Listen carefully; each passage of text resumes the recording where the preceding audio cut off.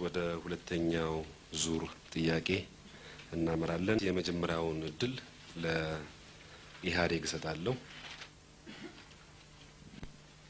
በአቋሞቻቸው ላይ ግልጽ ስለሆነ የምንጠይቀው ጥያቄ የለም። በጣም ኮሚክ አቶ ተፈራ ያሉት ነፍጠኞች ናቸው አሉ። የአቅም ግንባታ ሚኒስቴር ስለሆኑ ዛሬ ለመጀመሪያ ጊዜ የጉራጌ ነፍጠኛ አግኝተዋል አቶ ተፈራ። እንኳን ደስ አለ። ዘር ትቆጥራላችሁ አሉን። እኔ በእውነት ነው የምላችሁ ይሄን ለማለት ብያለሁ። ይሄ የሌባ አይነ ደረቅ መልሶ ልብ አድርቅ የሚሉት ነገር ነው።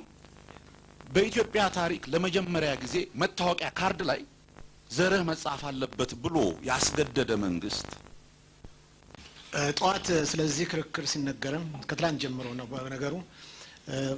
ጠቅላይ ሚኒስትራችን በዚሁ ክርክር ውስጥ ይሳተፋሉ የሚል ዜና ሰምተን ነበረ። እኛም ቅንጅቶች በእውነት በትልቅ ጉጉት ነበር የጠበቅነውና አንዳንድ የተዘጋጁ ጥያቄዎችን እሳቸውንም የሚመለከት ነው። ዛሬስ ጠቅላይ ሚኒስትሩ ለሀገራዊነት ያላቸው ስሜት ምን ይመስላል? ምናልባት ተወካዮቻቸው ሊመልሱት ይችሉ ይሆናል። ከነዛ ስምምነቶች አንድም አንቀጽ ወስዶ ይሄን የኢትዮጵያ ጥቅም ረግጦ ለኤርትራ ጥቅም አሳልፎ የሚሰጥ ነው የሚባል ታሪክ የሚወቅሰን አይኖርም። ነገ የምታጠኑት ገልብጣችሁ ታይታላችሁ። ሻዕቢያ ጥቅሙ ስለተዘጋበት ነው በኃይል ጥቅሙን ለማስከበር ወደ ጦርነት የገባበትና እዚህ ላይ የሚያጠያይቅ ጉዳይ አይደለም። በስልጣን ላይ የወጣን በገዢ ኃይል ቡድን ፓርቲ ተሳስቻለሁና ይቅርታ አድርግልኝ ብሎ በአዋጅ ወጥቶ ቃል የሰጠ ካለ ኢህአዴግና ኢህአዴግ ብቻ ነው። ኮሚሽኑ የወሰነው ውሳኔ ኤርትራን አሳልፎ በሰጠ ጊዜ በነቂስ ውጣና ሰላማዊ ሰልፍ አድርግ ደስታህን ግለጽ ብለሃል። አዎ ውሸት ስለነበረ ነው። ይቅርታ ብዙ ጥያቄ ስለተጠየቃችሁ 3 ደቂቃ ይጨመርላችኋል ነው። ለማዳመቂያ ያህል ለመወንጀል ያህል የምታነሱት ውሃ አይቋጥርም። እያወቃችሁ ነው ደግሞ ይሄ መሆኑን እያወቃችሁ እያነበባችሁ የምትዋሹት ኢትዮጵያ ህዝብ እናንተ ናችሁ። ጸረ ዴሞክራሲያዊ ባህልን የማሸነፍ ዘመቻ ላይ እንዋደቅ ነው የሚለው። እናንተ ወደብ ወይም ሞት። ኢትዮጵያ ጠቅላይ ሚኒስትር ጅቡቲ ስለሄዱ ተዋረድን ብላችሁ ታስባላችሁ? የኖርዌው ድርጅት ባለፈው በ1992 ምርጫ ዙሪያ ሌላ ማንም የውጭ ታዛቢ በሌለበት የኢህአዴግን ስርዓት በከፍተኛ ደረጃ ለዲሞክራሲ ፍላጎት እንደሌለው አጋልጦ ትልቅ ሰነድነት የሚጠቀስ ማስረጃ ያቀረበ ነው። ያንንም ቡድን ነው አሁን ምክንያት ተፈልጎ እንዳይሰራ የተደረገው። ዲሞክራሲያዊ ስርዓት ባለባቸው ሀገሮች መንግስትና ተቃዋሚዎች በአብረው በጋራ እየተወያዩ የሚያደርጉበት ብዙ የህብረተሰብ ክፍልን ማሳተፍ ያለበት ነው ብለን እናምናለን። በኢህአዴግ አንዱ ትልቁ ክሳችን የኢትዮጵያን ደህንነት ከራሱ ስልጣን ከመቆየት በላይ ማየት አለመቻሉ ነው የሚለው። ኢህአዴግ እኮ ድህነትን መቀነስ አቅቶታል። አይደለም ባለበት ማቆም ድህነትን መቀነስ አቅቶታል። ቅድም ያልኩት እኮ ለዚህ ነው። በእርሶ በኢትዮጵያ የስታቲስቲክስ ባለስልጣን አሃዝ መሰረት በ5 አመት ውስጥ 3.6 ሚሊዮን አዲስ ደሃ ፈጥራችኋል። ከዚህ በመቀጠል በፕሮግራሙ መሰረት ወደ ሁለተኛው ዙር ጥያቄ እናመራለን። ይሄውም በፓርቲዎች መካከል የሚካሄደው ነው። እያንዳንዱ ፓርቲ ጥያቄዎቹን በ3 ደቂቃ ውስጥ ያቀርባል። በዚህ መሰረት በፕሮግራሙ መሰረት የመጀመሪያውን እድል ለኢህአዴግ እሰጣለሁ። በአቋሞቻቸው ላይ ግልጽ ስለሆነ የምንጠይቀው ጥያቄ የለም። እሺ፣ ስለዚህ እድሉን አሁን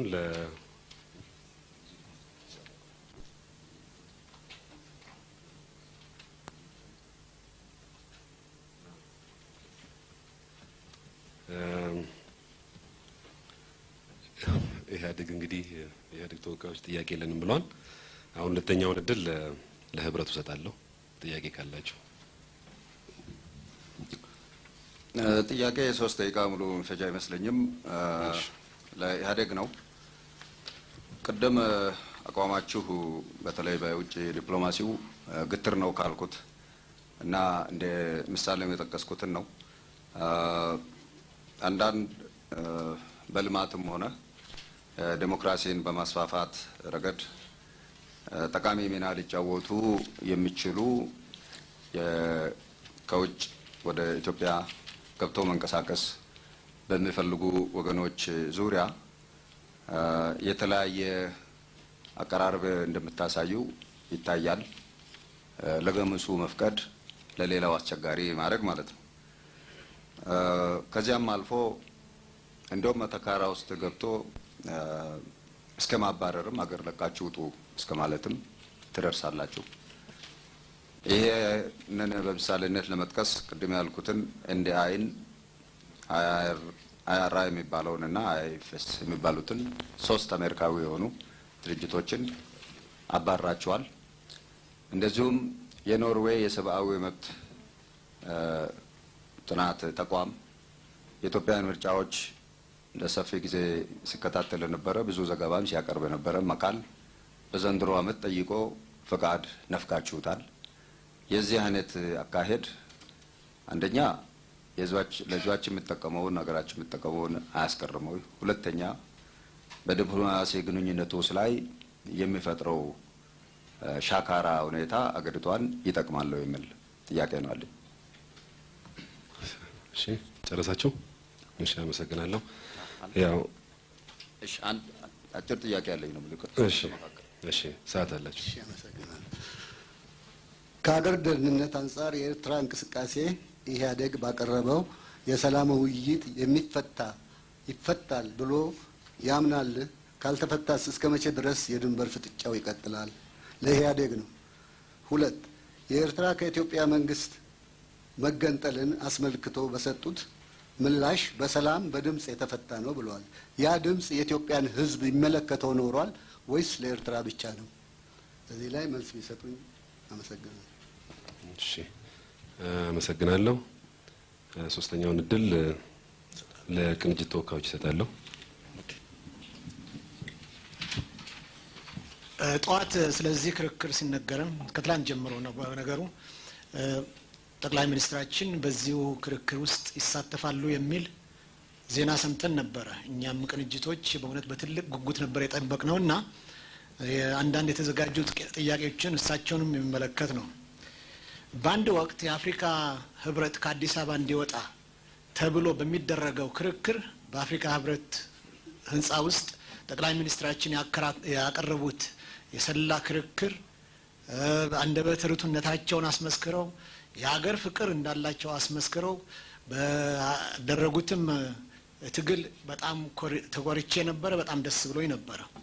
ከዚያም ደግሞ ትንሽ ቆየት እንዳልኩ ጠቅላይ ሚኒስትራችን በሌላ ወቅት የአክሱም ሐውልት ለወላይታ ህዝብ ምኑ ነው፣ የኢትዮጵያ ታሪክ ከ100 ዓመት አይበልጥም የሚል መግለጫዎች ባስተላለፉበት ወቅት መጀመሪያ ከነበረኝ አፍሪካ አንድነት ድርጅት ውስጥ ያደረጉትን ክርክር የሀገር ፍቅር እንዳላቸው ብዬ ያመንኩበትን በሙሉ ሊሰርዝብኝ ሆነ። መቼም የአንድ ጠቅላይ ሚኒስትር የግል አስተሳሰቡ በፖለቲካው ላይ ተጽዕኖ ስለሚኖረው ዛሬስ ጠቅላይ ሚኒስትሩ ለሀገራዊነት ያላቸው ስሜት ምን ይመስላል? ምናልባት ተወካዮቻቸው ሊመልሱት ይችሉ ይሆናል። እኔ 2 አጭር ጥያቄዎች አሉኝ። አንዱ ለአቶ ተፈራ ነው። ቢኮዝ አሁን የእኛን ጦረኛነት ሲከሱ አሰብን ስትጠይቁ ኤርትራ እምቢ ካለ ጦርነት ትገባላችሁ ማለት ነው ብለውኛል። ባድመን ኤርትራ እምቢ ብሏል፣ ዩሮፕንም ኤርትራ እምቢ ብሏል። ለሰላም ብለን እንሰጣለን ለምን አትሉም ነው ወይስ አትሰጡም? አንድ አውቶማቲክ ጥያቄ። ሁለተኛ የኤርትራ አቋማችሁ አሁንም ትክክል ነበር ብላችሁ ታምናላችሁ? ኤርትራ የኢትዮጵያ ኮሎኒ ነበረች። ጦሩን ማፍረሱን ከሀገር ደህንነት አኳያ ትክክል ነበር ብላችሁ አሁንም ታምናላችሁ? እሺ አመሰግናለሁ። አሁን ደግሞ ለቀረቡ ጥያቄዎች ሊትራሊ ጥያቄ በሙሉ ወደ ኢህአዴግ ያዘመመ ይመስላል። ለማንኛውም በፕሮግራሙ መሰረት ሌላ የቀረበ ጥያቄ የለም። እሺ መጀመሪያ በፊት ተነሳና የተረሳ ካለ ለሌሎችም ትንሽ እድል ሰጣቸዋለሁ። አሁን የመጀመሪያውን እድል ለኢህአዴግ እሰጣለሁ። በ10 ደቂቃ ውስጥ እንድትመልሱ። ቀደም ሲል ከመድረኩ የጠየቁትን ለመመለስ ባጭሩ ሞክራለሁ።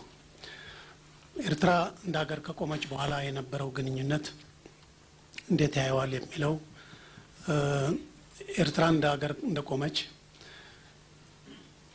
ከ20 በላይ የሚበልጡ ስምምነቶች ተፈራርማለች ኢትዮጵያ ከኤርትራ ጋር። የዲፕሎማሲ ጉዳይ ነውና እነዚህ ስምምነቶች ለሕዝብ ይፋ በሚሆኑበት ጊዜ ለሁሉም ይፋ ይሆናልና ለዚህ ነው ስምምነቶቹ በየሁለቱ ሀገሮች ፋይሎች ተቀምጠው የሚታዩት። ከነዛ ስምምነቶች አንድም አንቀጽ ወስዶ ይሄን የኢትዮጵያ ጥቅም ረግጦ ለኤርትራ ጥቅም አሳልፎ የሚሰጥ ነው የሚባል ታሪክ የሚወቅሰን አይኖርም። ነገ የምታጠኑት ገልብጣችሁ ታዩታላችሁ። ነገር ግን ሻዕቢያ ሕጉን ሳይከተል በኮንትሮባንድ ሲዘርፍ ሲጀምር የተከተልነው ሕጋዊ መንገድ በሩን እያሰፋን ያንን እየቀረቀርን ወንጀል መንገዱን እየቀረቀርን እንሂድ በሚል አላስፈላጊ ጊዜ ወስደናል ብሎ ኢህአዴግ በተሃድሶ ጊዜው ለኢትዮጵያ ሕዝብ በግልጽ ያወጀው ስለሆነ የአሁኑ ጥያቄ ውሃ የሚቋጥር እንትን የለውም። ከተከራካሪዎቹ የሚነሳው ሁለት ሀገር ሆነን ኤርትራዊ ማን ነው ኢትዮጵያዊስ ማን ነው የሚለው በኢትዮጵያ ውስጥ ይኖሩ የነበሩ ኤርትራውያን በወቅቱ ቶሎ ብሎ መልክ ማስያዝ ነበረብን። መልክ ማስያዝ ይሄ ሳይኖር በመቆየቱ ምክንያት የፈጠረው ችግር አጋጥሞናል ብሎ ኢህአዴግ በግልጽ በአዋጅ ለኢትዮጵያ ሕዝብ የገለጸው ነውና እነዚህ አይነቶቹ ካልሆኑ በስተቀር ሻዕቢያ ጥቅሙ ስለተዘጋበት ነው በኃይል ጥቅሙን ለማስከበር ወደ ጦርነት የገባበትና እዚህ ላይ የሚያጠያይቅ ጉዳይ አይደለም። ኮሚሽኑ የሚሰጠው ብይን ፋይናል የመጨረሻ ነው ከተባለው አሁን ወደ ድርድር እንገባለን ለምን ትላላችሁ የሚለው ቀደም ብሎም በተለይ ከቅንጅት እንደዚሁም ከህብረት የቀረቡ ነገሮች ነበሩና አብሬ ልመልሰው። አንድ ነገር ላረጋግጥላቸው የምፈልገው ከኢትዮጵያ ሕዝብ ህሊናም የማይጠፋ በታሪኩ የኢትዮጵያ ሕዝብ ለመጀመሪያ ጊዜ በስልጣን ላይ የወጣን በገዢ ኃይል ቡድን ፓርቲ ተሳስቻለሁና ይቅርታ አድርግልኝ ብሎ በአዋጅ ወጥቶ ቃል የሰጠ ካለ ኢህአዴግና ኢህአዴግ ብቻ ነው። ኢህአዴግና ኢህአዴግ ብቻ ነው። በተሃድሶ ጊዜው ወጥቶ ኢህአዴግ ሰራሁት የሚላቸው ጥፋቶች እዚህ ላይ ጉድለት አሳይተናል፣ ልማት በሚገባ አላስኬድነውም ነበር፣ ይሄ ጎድሎናል ብሎ በአዋጅ የኢትዮጵያ ሕዝብ የሚያውቀው ነው። እስኪ ደነቅ ድረስ ስልጣን ላይ ያለ መንግስት ፓርቲ ተሳስቻለሁ ለካ ይላል ብሎ ማየት እድል የከፈተለት ነው። እንደ ግለሰብም ተሳስቻለሁ ብዬ ባምን ይቅርታ ለኢትዮጵያ ሕዝብ መጠየቅ ክብሬ ነው፣ ለኢህአዴግም ክብር ነው። ስለዚህ ከናንተ እባክህ ይቅርታ ጠይቅ ተብዬ እስኪጠቆምልኝ ድረስ አልጠብቅም። ኢህአዴግም አይጠብቅም። ክብር ነው። የማይሳሳት ግዑዝ ነው፣ ህይወት የሌለው ነው። የሚሰራ ይሳሳታል፣ እየተሳሳተ ከስተቱ እየተማረ ይሄዳል። ኢህአዴግ ይህ መርህ ጨብጦ እርስ በራሱ እናንተ ግምገማ ብላችሁ የምትኮንኑት እርስ በራሱ የሚተራረምበትና የሚተናነጽበት መንገዱ አንዱ ይሄ ነው። ይሄም በአደባባይ በህዝብ ፊትም የሚያደርገው ነው። ለማንኛውም ኮሚሽኑ የወሰነው ውሳኔ ኤርትራን አሳልፎ በሰጠ ጊዜ በነቂስ ውጣና ሰላማዊ ሰልፍ አድርግ ደስታህን ግለጽ ብለሃል። አዎ ውሸት ስለነበረ ነው። በውሸት ነው የሚታየው።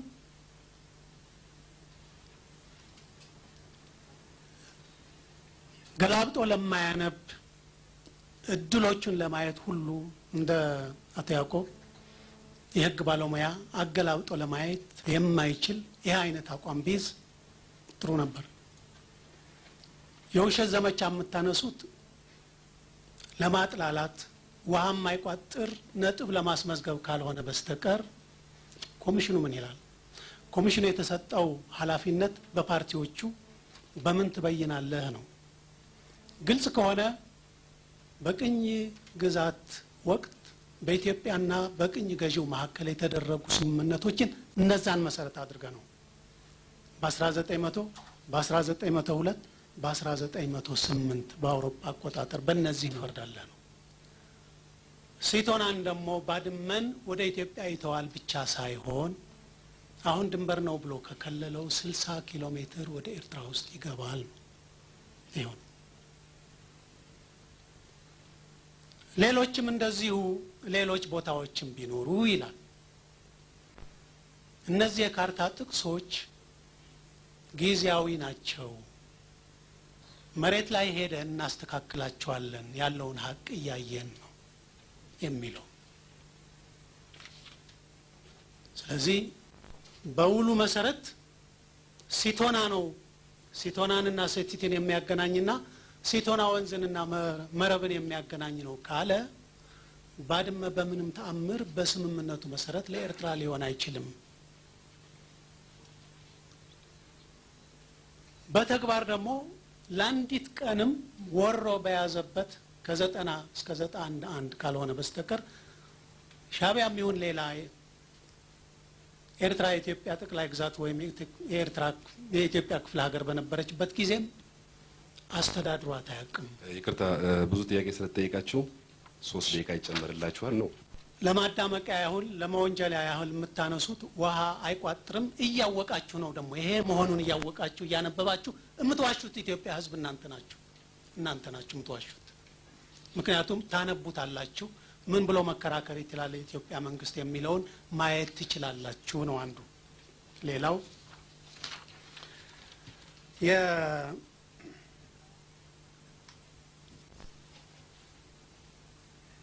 ጠቅላይ ሚኒስትሩን በተመለከተ እንደገና ይሄ የነፍጠኛው አመለካከት ካልሆነ በስተቀር ማን ነው ጠቅላይ ሚኒስትሩ አገራዊ ስሜቱ ምን ይመስላል ብሎ የሚጠይቅ?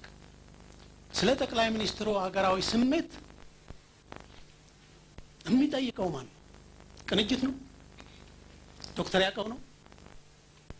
ስለ እኔ አገራዊ ስሜት ምንድን ነው ብሎ የሚጠይቀኝ ማን ነው? ከየት ይመጣል? መልሶ መላልሶ የተቀበረውን አመለካከትና ይችን ሀገር ጠፍሮ ለአደጋ የዳረገ አመለካከት ከዚህ መውጣት እምቢ ስላላችሁ ነው። መገለጫው ይኸው ነው። የግትርነት የሚባለው የተነሳው ከህብረት በኩል ሎሌነትን ሎያሊቲን ለማመልከት የተባለው በኢህአዴግ ያስቀመጡት እሱን ነው እየገለጹ ያሉት። በተቀር ስለተባረሩ የአሜሪካ ድርጅቶች ከንክኗቸው ዴሞክራሲ ቀርቶብን ድጋፍ ቀርቶብን አይደለም፣ ሎያሊቲ ነው። ህግ አለ። ኤንዲአይ በዋሽንግተን የተመዘገበበት እንደ መንግስታዊ ያልሆነ ድርጅት ይዞ ካሊፎርኒያ ጋር ሄዶ የካሊፎርኒያ መስተዳድር ሳይፈቅድለት ስራ መስራት አይችልም። ባገሩ ዩናይትድ ስቴትስ ውስጥ አይችልም። ኒውዮርክ ላይ ሄዶ መስራት አይችልም። የኒውዮርክ መስተዳድር ፍቃድ መጠየቅ አለበት። እዚህ ላይ መጣና ኤንዲአይ ወይም አይአርአይ መጡና ቤት ከፍተው ቤት ተከራይተው ስራ ጀመሩ። ምን ነው ይሄን ደንቆሮ የኢትዮጵያ ህዝብ ዴሞክራሲ የማያውቅ ዴሞክራሲ እናስተምራለን። ይሄ በተቃዋሚዎች መካከል ላይ እየደረሰ ያለውን ግፍ እንዲቆም እናደርጋለን።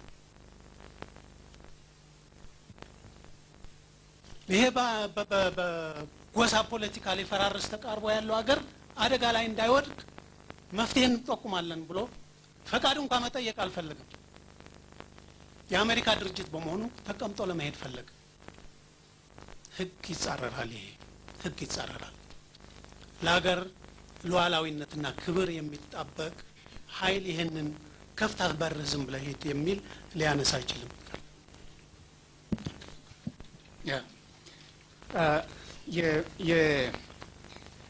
ይሄ እዚህ ሳይልኩት ወዴትና የግትርነት ፖሊሲ የተባለውን በሚመለከት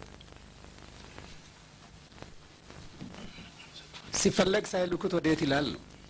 ፈቃድ ሳይጠይቅ የገባ የአሜሪካ የሆነ የማንንም ድርጅት ስናባረር ግን ለምን አባረራችሁ? ጥቅማችንን አይጎዳም ወይ? ይሄ አጣላንም ወይ ከአሜሪካ ጋር ብላችሁ ተጨነቃችሁ። ታስቦበት መንግስት አውቆ ፈቅዶ አሜሪካ በኢትዮጵያ አየር ላይ ማረፍን ደግሞ ሳይልኩት ወዴት ነው አላችሁ። ይጋጫል ብሎ ጠያቂዎቹ ጥገኝነትና ግትርነት ይጋጫል፣ ያቀረባችሁት ሀሳብ ትክክል አይደለም ያላችሁት እዚህ ጋር። ይሄ ብቻ አይደለም፣ መሰረታዊ የሚጋጭም ነገር አለ። ተጠሪነቱ ገንዘብ ለሰጠ ነው የኢህአዴግ መንግስት፣ ስለሆነም ነጻነትን አስገፈፈ ብላችኋል። ነጻነትን ከማስገፈፍ ከመለመን ራሳችን መቻል ይሻላል ብላችኋል። በጣም ጥሩ፣ ራስን መቻል ይሻላል። ነገር ግን ራስን የመቻል መነሻ መሰረተ ሀሳባችሁን እኮ ሰልባችሁታል። የት ጋ ድሀ ሆኖ መኖርም ይቻላል፣ ችግር አይደለም ብላችሁ ታስባላችሁ። ኢህአዴግ ግን የኢትዮጵያ ሕዝብ ራሱን ችሎ ነጻነቱን ማስጠበቅ ካለበት ድህነትን ማሸነፍና ከሀገሮች ጋር እኩል መቆም አለብኝ ነው የሚለው። የመጀመሪያውም ጦርነታችን እዚህ ላይ ይሁን ነው የሚለው። ወደ ጎረቤትና ወደ ወደብ የሚል ዘመቻ ከመሄድ ጦርነትን ድህነትን የማሸነፍ ዘመቻ ላይ እንዋደቅ፣ ጸረ ዴሞክራሲያዊ ባህልን የማሸነፍ ዘመቻ ላይ እንዋደቅ ነው የሚለው። እናንተ ወደብ ወይም ሞት፣ ኢትዮጵያ ጠቅላይ ሚኒስትር ጅቡቲ ስለሄዱ ተዋረድን ብላችሁ ታስባላችሁ። ይሄ ነው የድህነት ምንጭ። ሰዓታችሁ አልቋል። የሚቀጥለውን ድል ለህብረት ተወካዮች እሰጣለሁ። እሺ፣ አቋረጥኩኝ። ለነሱ ስለሰጠው ነው ድል። ተፈቅዶልኛል? አዎ ተፈቅዷል። እሺ፣ ግን 8 ደቂቃ ነው የተሰጣችሁ። አይ በቃ እስቲ እናያለን፣ እንጠቀማለን እና እሺ እንግዲህ አሁን ያው ክርክር መድረክ ነውና ከተነሱቱ በመነሳት የእኛን ግንዛቤ እና አቋማችንን ባልሆነ መልክ አዛንፎ ማቅረብ ተገቢ ስለማይሆን አንድ በድህነት መኖር የተመቻቸ ሁኔታ ነው ይቻላል የሚል አቋም የለንም። ከድህነት መውጣት ሁላችንም ሳንታክት መስራት ያለብን ባለመላ ሆነን ይሄን ነገር ከዚህ አሳፋሪ ከሆነ ከድህነት አረንቋ በለማኝነት አገራችን ከምትታወቅበት ነፃ ሆነን እስቲ እኛም እንደ ዜጎች አንገታችንን ቀና አድርገን ለመሄድ እንዲያስችለን ብቃት ያለ ስራ አልሰራችሁም ነው ዋናው። ግን በሀገራችን ውስጥ ዴሞክራሲ እና ልማትን ለማስፈን በሚደረገው እንቅስቃሴ ከምን ጋር አቆራኝታችሁ ነው ያቀረባችሁት? ከድህነት ዛሬውኑ ዘለን ካልወጣን እቺ ሀገር ልትበታተን ነው፣ ህዝቡም ደግሞ እርስ በራሱ ተማልቶ ሊያልቅ ነው። እንግዲህ ድህነት ማለት የሚበላው ይጠፋል አይደለም፣ ወደ ካኒባሊዝም ሊገባ ነው የሚል አይነት ሽብርን ምክንያት አድርጋችሁ ነው ከድህነት የምንወጣ የምትሉት፣ ዴሞክራሲያዊ ሽግግር የሚደረግ የምትሉት። እነዚህ በጣም መሰረታዊ የሆኑ ጉዳዮች ጊዜ የሚጠይቁ፣ ትዕግስት የሚጠይቁ፣ መቻቻልን የሚጠይቁ ናቸው። ስለዚህ በሽብር ወደ ዴሞክራሲ መሸጋገር አይቻልም። እንደዚሁም ዘሎም ከድህነት ወደ ሀብታምነትን መሸጋገር አይቻልም የሚለው ነው የኛ የክርክራችን አቅጣጫ። ቅድም በዚህ በዲፕሎማሲው ዙሪያ ግትር ናችሁ እና እንደዚሁም ጥገኛ ናችሁ ባልኩት አካባቢ ጉዳዮቹ የተለያዩ ናቸው። ለምሳሌ የኢትዮጵያ ሕዝብ በቀጥታ የሚጠቀምባቸው ጉዳዮች ላይ ሲመጣ አሁን ግትር ናችሁ።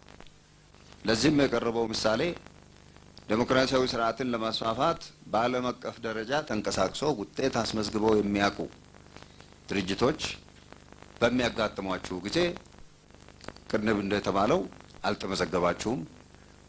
እዚህ ላይ ሀቁ ይውጣ። የሚመዘግበው የፍትህ ሚኒስቴር ነው። ኢህአዴግ የፈለገውን ድርጅት አንዱ ተግባሬ ምርጫን ማታዘብ ይሆናል የሚል አንቀጽ አስገብቶ በአንድ ቀን ሊያስመዘግበው ይችላል። ሌላውን ግን አመት ሙሉ ተመላልሶም ላይመዘግበው ይችላል። እነዚህ ድርጅቶች እኔ እስከማውቀው ድረስ ለምዝገባ ጥያቄ አቅርበዋል። አስፈላጊውን ፎርማሊቲ አሟልተው መልስ ብቻ ነበር የሚጠይቁት። ስለዚህ ሀቆቹንም እያነሳን መነጋገሩ ነው። ዴሞክራሲያዊ ስርዓቱን በማገዙ እነዚህ ኢትዮጵያ ውስጥ ቢሆኑ የሚጠቅሙ የኢህአዴግንም በምርጫ ዙሪያ የተበተማቸውንም ውጥኖች አይተው ታዝበው የሚያጋልጡ ሊሆኑ ስለሚችሉ እነሱን ማባረር ሂደቱ ላይ የሚያመጣውን ተጽዕኖ ተመልከቱ። ሌላው ኤንዲአይ እኮ ሲባረር የመጀመሪያ ጊዜ አይደለም። እኔ ለነሱ ጠበቃ አይደለሁም፣ ግን በሂደቱ ስለነበርኩ ነው። ከ1995 ምርጫ በኋላም ተባሯል። ለምሳሌ እሱ ድርጅት ላይ ትልቁ ቂም የተያዘው በ1984 ዓመተ ምህረት የተካሄደውን ምርጫ ኢትዮጵያን በዲሞክራሲ አግባብ ወደ ኋላ ብዙ እርምጃዎች የመለሰው ነው እንጂ ምርጫ አይደለም ብሎ የደመደመ ትልቅም መጽሐፍ የጻፈ ድርጅት ነው። ከዚያ ወዲህ ቅም ተይዞበታል። የኖርዌው ድርጅት ባለፈው በ1992 ምርጫ ዙሪያ ሌላ ማንም የውጭ ታዛቢ በሌለበት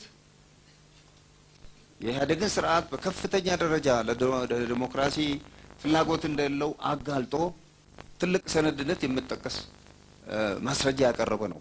ያንንም ቡድን ነው አሁን ምክንያት ተፈልጎ እንዳይሰራ የተደረገው። ይሄንን ማለቴ ነው እና ከሌላው ጋር ባይሰራ እንግዲህ ሌላው ተጠሪነቱ ለውጭ ለጋሽ ሀገሮች ነው ብለሃል። ይሄ የቀጥተኛ ባጀት ድጎማ የሚባለውን በመለከት ፓርላማ ውስጥም ይህንን ጉዳይ ተከራክረን በወቅቱ ክቡር ጠቅላይ ሚኒስተር ጨርሶ በጭራሽ ከውጭ የሚገኘው ገንዘብ በቀጥተኛ ባጀት ውስጥ ገብቶ ለዕለት ዕለት ወጪዎች አይውልም ብለውኛል። ይሄ ኦን ሬከርድ ያለ ነገር ነው። አሁን ደግሞ ያ ጊዜ የተዘነጋና ቀጥታ ባጀት ድጋፍ ከውጭ ሀገር በብድርም መጥቶ ስራ ላይ እየዋለ ነው። ይሄ ከምን ጋር ነው ማገናኘው? በሽግሩ ወቅት ለምንድን ነው ከህዝቡ በተለይ ከአርሶ አደሩ ግብር የማትሰበስቡት ብዬ ነበር። እንደው ቢበዛ ከ100 ሚሊዮን በላይ ብር በላይ መሰብሰብ የማይቻለው ተሰበሰበ አልተሰበሰበ በአንድ ቀን ውሎ እኮ ከእርዳታ ሰጪዎች ማግኘት የምንችለው ነው ተባልኩበት ጊዜ አለ። ይሄ ማለት ምንድን ነው? ለኢትዮጵያ ህዝብ በድህነቱ ንቀት፣ ህዝባችን ደግሞ በመገበር በዜግነቱ መኩራቱ፣ የዚህ አይነት ስሜቶችም የተደባለቀ ነው የምልም ተመክሮም ስላለኝ ነው ይህን ማነሳው። ስለዚህ የኢትዮጵያ እንግዲህ ባጀት ባላንስ ማድረጉ ነገር ወደ ውጩ ድጋፍ እንትን እያለ በሚሄድበት ጊዜ በሚሰጠው ላይ የበላ ምንድን ነው አይከዳም ነው የሚባለው። በሚሰጠው ላይ ጥገኛ መሆን የግድ ነው። አዝማሚያ ወደዛ ነው። ከዛ መላቀቅና ከውጭ የምናገኛቸው ብድሮች ወደ ካፒታል ኢንቨስትመንት እንጂ የዕለት ዕለት ወጪዎቹን የዕለት ውሎና እንደዚሁ የቤንዚን የትራንስፖርት ወጪ የምንሸፍንበት ሊሆን አይገባም ነው የምንለው። ስለዚህ እዚህ ላይ ተጠሪነቱ ለውጭ የሚባለው ከዚህ ከጠለቀ ግንዛቤ በመነሳት ያለንን ፍርሃት ያንጸባረቅ ነው እንጂ አቃለው እንዳቀረቡት ክቡር ሚኒስትሩ ግንዛቤው ሳይኖረን ቀርቶ አይደለም። አደጋ አለው። ኢትዮጵያ በዚህ አይነት ጥገኝነት ከውጭዎቹ ተጽዕኖ ከትላልቅ ገንዘብ አለን ከሚሉት ልትወጣ አትችልም። ከዚህ መውጣት አለብን የሚለው አቋማችንን አሁንም እንደያዝን የቆየን እንደሆነ እንታወቃለን። ህዝባችንንም ይሄንን አውቆ በእውነቱ ይሄ ስርዓት ከዚህ ህዝባችንን ይዞ ከሚገባበት የጥገኝነት ኑሮ እንድንላቀቅ ግፊት እንዲያደርግ ጥሪያችንን እናስተላልፋለን። እሺ አመሰግናለሁ። ድሉን ለቅንጅት ተወካዮች ከመስጠት በፊት አንድ ማስተካከያ እርማት አለ። ቅድም ፓኔሊስቶቹ ሳስተዋውቅ አቶ ሰለሞን አለሙ ሳስተዋውቅ በአዲስ አበባ ዩኒቨርሲቲ የዓለም አቀፍ ህግ ባለሙያ ብዬ ነበር ያልኩት፣ ስህተት ነው። በዩኒቨርሲቲው የህግ አማካሪና ሙያተኛ ናቸው። ይሄን ይስተካከል ጠይቃለሁ። አመሰግናለሁ። አሁን ለሶስተኛው ድል ለቅንጅት ተወካዮች ይሰጣል። የሚሰጣችሁ 8 ደቂቃ ነው። እኔ 10 ብዬ ነው የምነሳው። በዚሁ ቀጥላለሁ። ለመነሻ ያክል የኛ የአገር ደህንነት በሚመለከት ያለን አጠቃላይ ፖሊሲ መሰረቱ የአገር ደህንነት ፖሊሲ መሰረቱ መሆን ያለበት የአንድ ፓርቲ ወይም መንግስት ስልጣን ማቆያ መሆን የለበትም። ዘላቂ የሆነ የአገር ጉዳዮች የአገር ጥቅም ጉዳዮች ስለሚነሱ ሌላ አይደለም። ዴሞክራሲያዊ ስርዓት ባለባቸው ሀገሮች መንግስትና ተቃዋሚዎች በአብረው በጋራ እየተወያዩ የሚያደርጉበት ብዙ የህብረተሰብ ክፍልን ማሳተፍ ያለበት ነው ብለን እናምናለን። በኢህአዴግ አንዱ ትልቁ ክሳችን የኢትዮጵያን ደህንነት ከራሱ ስልጣን ከመቆየት በላይ ማየት አለመቻሉ ነው የሚለው። ግን አቶ ተፈራ ያነሷቸው ነገሮች አሉ። ቅድም ጠይቄያቸው ነበር አልመለስም ያሉኝ። አንዱ ባድመን ትለቃላችሁ ቢኮዝ ጦርነት ስለማትወዱ ትለቃላችሁ ወይስ አትለቁም? አሚን ይሄ የስ ኦር ኖ የሚያስፈልገው መልስ ነው ለኢትዮጵያ ህዝብ። ለምን መመለስ አስቸገረ? ምክንያቱም እኛ አሰብን በሰላማዊና በዲሞክራሲያዊ መንገድ በሰላምና በዲፕሎማሲያዊ መንገድ ለማስመለስ እንሞክራለን ስንል ጦረኞች እንባላለን። እነሱ ግን ባድመን ይዘው 300,000 ጦር ፊት ለፊት ተጋፍጦብን ቁጭ ብሎ ያለ ትለቃላችሁ አትለቁም አልበዚያ ያልሰጥም ሲል እነሱ ጦረኞች አይደሉም፣ ሰላም ፈላጊ ናቸው። ወይ ፊት ለፊት መጥተው እንሰጣለን ያው ይሄድ ግድ የለም ብለው ቢናገሩ ጥሩ ነበር። የካናዳ ጥያቄ ያነሱታል። በጣም ኢንትረስት ያደረገኝ እኛ የዲሞክራሲያዊ የማንኛውም ዲሞክራሲያዊ ስርዓት መሰረቱ የግለሰብ መብት ነው ስንል የግለሰብ መብት ሲከበር የግሩፕ መብት መከበሩ ምንም አማራጭ የሌለውና የማይቀር ጉዳይ ነው ስንል አንዱ ምሳሌያችን በነገራችን ላይ ካናዳ ነው አቶ ተፈራ። ምክንያቱም ካናዳ በኮንስቲቱሽን ውስጥ የመገንጠል መብት አልጻፈም። ግን መሰረታዊ የሰው ልጆችን መብቶች የግለሰብ መብቶች ላይ የተመሰረተ ዲሞክራሲ ስላለው በግሩፕ የሚነሱ ጥያቄዎችን ለማስተናገድ በፍጹም ችግር የለውም። በኮንስቲቱሽኑ ውስጥ ያስቀመጡት እነ ሶቪየት ዩኒየን ግን የጆርጂያ ህዝብ እንኳን ልገንጠል ሲል መጀመሪያ የጨፈጨፈው ስታሊን ነው። ለዚህ ነው በግለሰብ መብትና በግሩፕ መብት መካከል ያለው ልዩነታችን ይጥራ የምንለው። ማስፈራሪያ ከማድረግ ይልቅ በግልጽ እንወያይበት የምንለው ለዚህ ነው። ናው ሌላው በጣም ኮሚክ አቶ ተፈራ ያሉት ነፍጠኞች ናቸው አሉ። አሚን የአቅም ግንባታ ሚኒስቴር ስለሆኑ ዛሬ ለመጀመሪያ ጊዜ የጉራጌ ነፍጠኛ አግኝተዋል አቶ ተፈራ። እንኳን ደስ አለ። ዘር ትቆጥራላችሁ አሉን። እኔ በእውነት ነው የምላችሁ ይሄን ለማለት ብያለሁ። ይሄ የሌባ አይነ ደረቅ መልሶ ልብ አድርቅ የሚሉት ነገር ነው። በኢትዮጵያ ታሪክ ለመጀመሪያ ጊዜ መታወቂያ ካርድ ላይ ዘርህ መጻፍ አለበት ብሎ ያስገደደ መንግስት በሩዋንዳ በተደረገው ጭፍጨፋ ቢኮዝ ሰዎቹ አንዱ ካንዱ ሁቶችና ቱትሲዎችን አንዱ ካንዱ መለየት ስለማይቻል ቋንቋቸውም አንድ ስለሆነ አንዱ የተጠቀሙበት በቤልጅየም ጊዜ ለመከፋፈል ተብሎ በተሰጠ መታወቂያ ወረቀት ሁቱና ቱትሲን እየለየ ጽፎ ኢንተርሃሞዎች ሲገሉ እየለዩ የገደሉት ያን መታወቂያ እያወጡ ይሄን የሚያረግ መንግስት እን በነገራችን ላይ ኢንተርሃሞዎች ስልጣን ላይ ሆኖ ነው የመንግስት ስልጣን ይዘው ነው ይሄንን ያደረጉት። ይሄን የሚያረግ መንግስት ዞር ብሎ ኧረ በዘር መከፋፈል ይቅር፣ እስኪ ስለ ሀገር ባንድ ላይ እናስብ፣ ሁላችንም እኩልነታችንና መብታችንን አስከብረን የምንኖርበት ሀገር እንፍጠር ሲባል እናንተ ዘረኞች ናችሁ ይሉናል። እንዴ አንድ ነገር እኮ ተደጋግሞ ስለተባለ እውነት ነው የሚባለው የፕሮፓጋንዳ ስርዓት ቀረቆ በሂትለር ጊዜ እውነት ውሸት ሁሉ ጊዜ ስለተደጋገመ እውነት አይሆንም።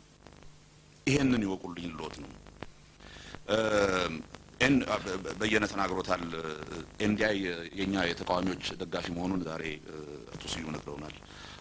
ጥሩ ነው፣ ያላውቅም ነበር። ድሃ ሆኖ መኖር ይቻላል ብላችሁ ታስባላችሁ?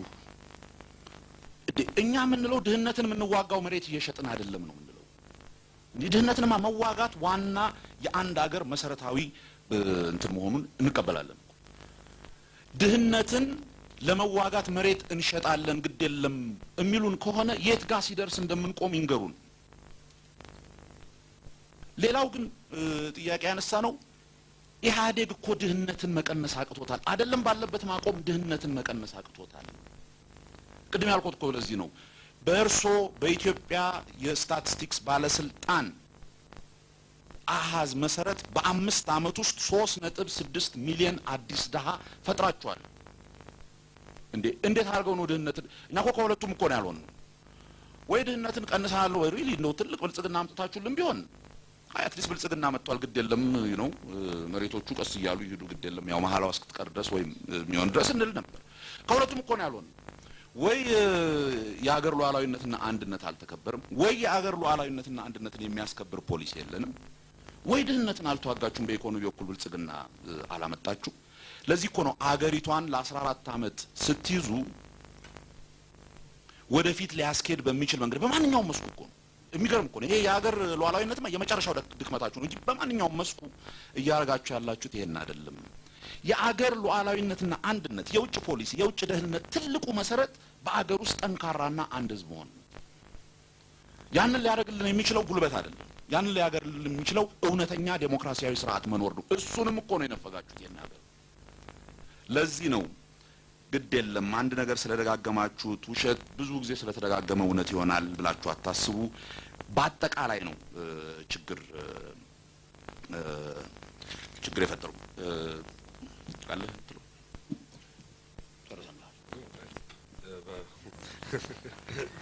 እኔ አሁን 10 ብሎ አስፈራርቶኝ ስለነበር ዶክተር ብርሃኑ ኋላው ጊዜ ተወሰው ሌላ ችግር ውስጥ እንገባለን ብዬ ነበር። በጥሩ ሰዓት አልቆልናል። አመሰግናለሁ። እንደገና